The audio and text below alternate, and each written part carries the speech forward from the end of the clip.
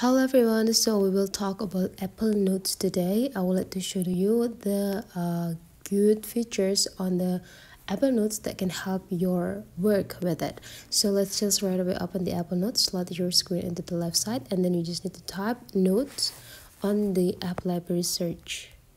Right after that, you just need to go click it. Now you just need to find the articles that you feel difficult to understand because it's written in different language as you mastered. So here is the article or the notes that I get in the Apple Notes, and let's just translate this into other language.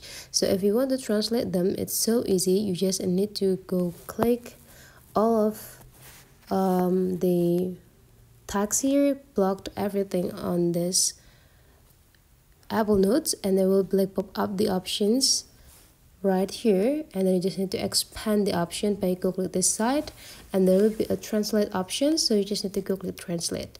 The next thing you need to do is just find the language that you want to use as the result. So here, let's say you want to translate it into English, so you just need to choose or pick this English one, and right after that you just need to scrolling down, and you can just replace the article with the new language that you choose.